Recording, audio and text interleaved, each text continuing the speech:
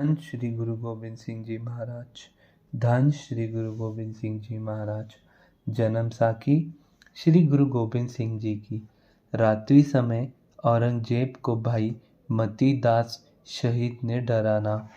फिर जब सदगुरु जी ने औरंगजेब का हालचाल पूछा तो उस सिख ने बताया कि जिस दिन सदगुरु जी को शहीद किया गया था उस रात भाई मती दास जी शहीद ने बादशाह को स्वप्न में आ दबोचा, उसका पलंग उलट दिया और उसके हृदय में बैठ गया।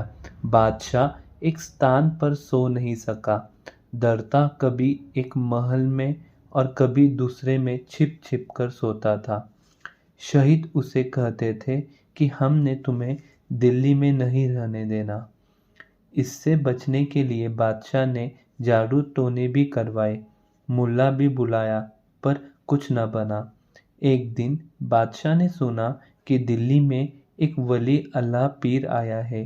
उसे मिलने के लिए हीरो मोतियों के थाल भर कर ले आया और उसके आगे रख कर सलाम करके अपनी सारी आप बीती बताई कि मुझे कोई शक्ति रात को चैन से सोने नहीं देती। आप कोई उपाय बताएं जिससे मुझे यह शक्ति तंग न कर सके। पीर ने सारी बात सुनकर अंतर्ध्यान होकर बताया कि औरंगजेब, यह भाई मती दास गुरु का सिख है जिसे तूने आरे से चिरवा कर शहीद किया है। वह बहुत जबरदस्त है, उसके आगे किसी की भी पेश नहीं जा सकती। तुम्हारे लिए यह अच्छा है कि तुम दिल्ली छोड़कर किसी दूसरे शहर जाकर रहो। यह तुम्हारा रहना ठीक नहीं, कठिन है। अब रात दिन तैयारी हो रही है। दिल्ली वाले सिखों से यह वार्ता सुनकर सदगुरु जी ने फरमाया, औरंगा अब दक्षिण देश में ही रहेगा, वह दोबारा दिल्ली में नहीं आएगा। धन श्री गुरु गोबिंद सिंह जी महाराज।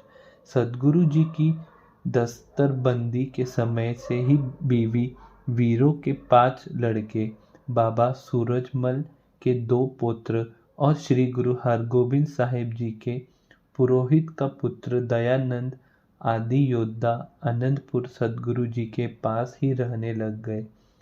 सदगुरु जी ने इनके रोजाना खर्च नियत कर दिए और इनके साथ मिलकर शास्त्र विद्या का अभ्यास करते रहते।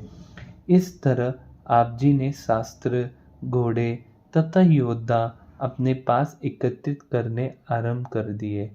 नित्य प्रति शास्त्र विद्या का अभ्यास और घोड़ों की सवारी जोर शोर से होने लग गई। धन श्री गुरु गोबिंद सिंह जी महाराज। गुरु घर में यह नया कौतुक और बाल गुरु जी के दर्शन करने के लिए संगतें देश विदेश से सुनकर आनंदपुर नित्य प्रति अधिकत आने लगी।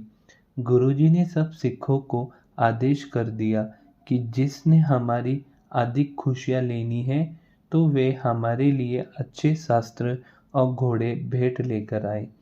प्रेमी और श्रद्धावान सिख गुरुजी के लिए दिन ब दिन अधिक धन खर्च कर बहुमूल्य घोड़े और बढ़िया शास्त्र भेंटा लेकर उपस्थित होते।